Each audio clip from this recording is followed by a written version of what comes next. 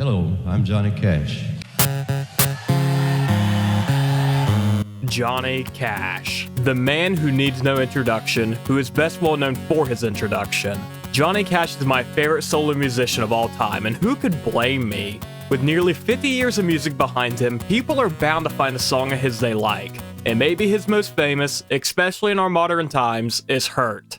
Hurt was one of Johnny Cash's last songs and serves as a memoir, a dark reflection and look back upon a talented life filled with struggles. The song was originally released by 9 Inch Nails, but after Cash covered it, Trent Reznor said it's no longer our song. Such a serious moment to end such a serious life.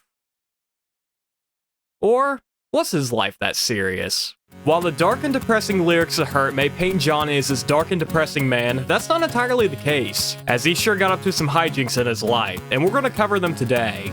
From the time he met Richard Nixon, to the time him and Elton John hosted SNL in each other's outfits, to the time he tried to make a song so intentionally bad his record would drop him, we're going to get into Johnny Cash's silly era.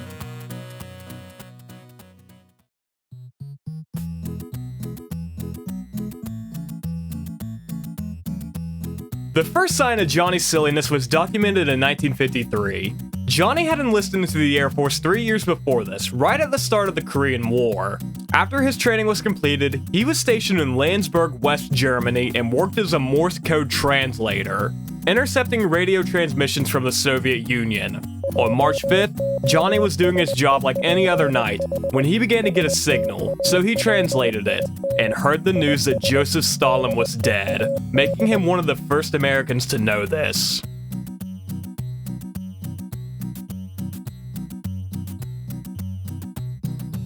Okay, Johnny was no longer translating the messages of dead Russian leaders, he was singing. And he, along with his background singers the Tennessee Two, were staying at a hotel in Omaha, Nebraska, and they got bored, just like anyone living in Omaha. Cash and his band decided to play a prank, which they were no strangers to. Previously, they would flush cherry bombs down the toilet, and they would throw TVs from windows, but no, they wanted to step it up.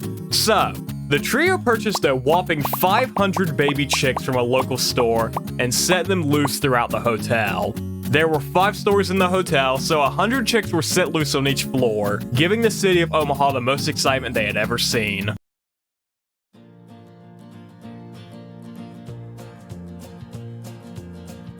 When the Vietnam War began, Johnny Cash initially supported Richard Nixon's handling of it.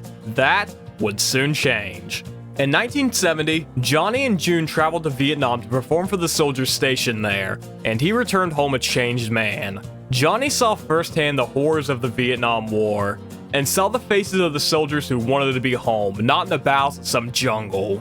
So, he began to write a song protesting the Vietnam War, and the other social injustices he was seeing in America. This song was Man in Black, my absolute favorite Johnny Cash song.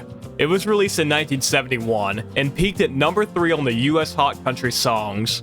1 year after the song came out, Johnny Cash was in Washington, D.C., testifying to Congress about prison reform. He would later meet President Richard Nixon to discuss that same issue, where we get this infamous photo, which I absolutely love. It looks like Johnny wants to jump from his seat and strangle Nixon.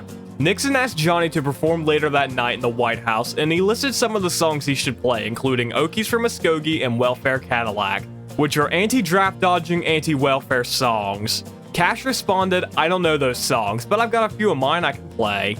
And he proceeded to play What Is Truth, which is an anti-Vietnam War song, The Ballad of Ira Hayes, a song about a Native American war veteran that protests the treatment of veterans and Native Americans as a whole, and the aforementioned Man in Black.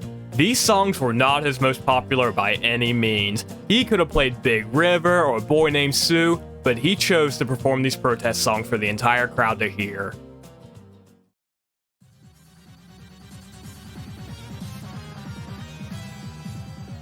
Johnny Cash unfortunately passed away on September 12, 2003, but he had several close calls in his lifetime, and perhaps the closest was the time he was almost killed by an ostrich.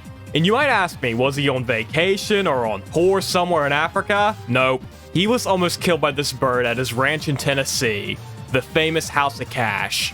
Cash had an exotic animal exhibit here, and he had a pair of ostriches. Now, Tennessee was about to have an awful winter. and Johnny was attempting to lock the birds in his barn for the season, but the hen would not cooperate with him, so she froze to death. This upset Waldo. In the next couple of days, the male ostrich, the aforementioned Waldo, was hostile to Cash, so he began to walk around with a 6-foot stick. And that stick may have saved his life, because one day, Waldo jumped on Johnny and broke 2 of his ribs and cut his stomach open. Johnny was on the floor, and he began swinging his stick like a madman, and he beat the ostrich off. In total, Johnny broke 6 ribs in this encounter, but should consider himself lucky. The story leaked within a few days, much to his dismay, because in his words, how stupid it sounded.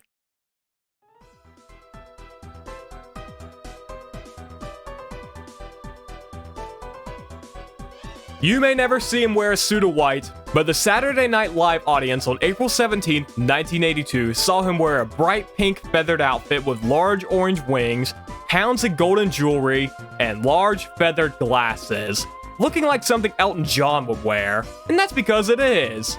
Johnny was hosting SNL, and Elton was the act for the night, and the two decided to swap wardrobes.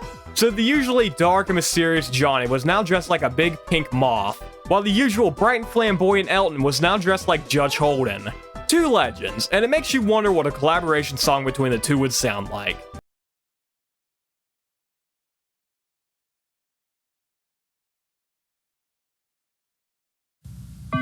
Well, nobody has more choices for just a little cash. Sponsorships, the lifeblood of selling out. You see it in YouTube. You start a video and they start blabbering about Skillshare or Squarespace or Morgan & Morgan, and you smash your phone screen 10 times to get past it. But back in my day, you had to sit through and watch the commercials. There was no fast forward. But this is one I'd happily sit through. Something that hasn't changed is the selling out factor, because this is exactly why Johnny Cash did this ad. In the 80s, he was dropped from his record studio and was in a bit of a financial bind. So Taco Bell came down like the hand of God and offered him this gig, and he took it, writing a small song for Taco Bell that was first aired in 1992. But it wasn't just Johnny. In that same year, Taco Bell reached out to Willie Nelson, and he had his own commercial for the restaurant, which now makes you wonder, why didn't they reach out to Chris and Waylon and have the Highwaymen make a song? Missed opportunity there, Taco Bell. Let's get a Beatles Now and Then style reunion song with the four.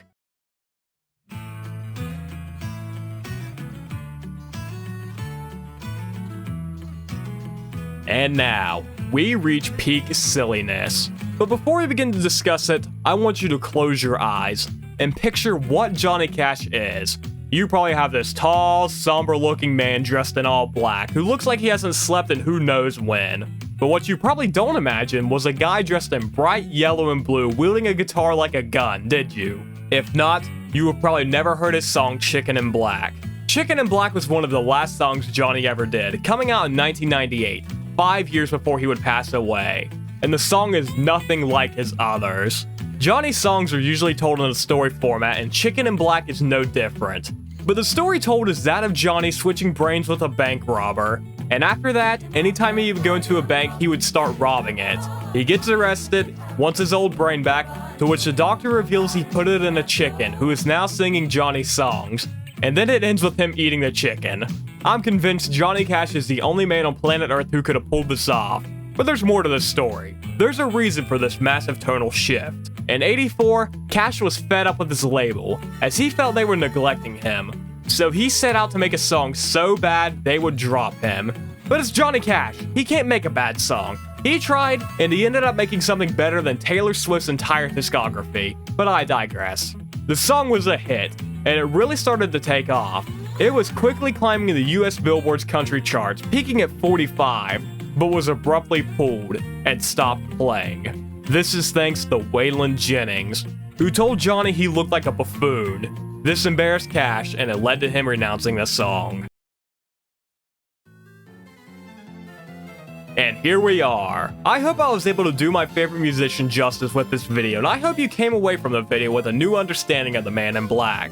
I have another video I'd like to do on Johnny Cash, dedicated to how progressive he was. Maybe a full dive into how country music as a whole has changed. So if that's something you'd be interested in, let me know in the comments. I've got a Discord server and a Twitter linked in my bio if you're interested, but that's enough from me. Have a wonderful day, everyone.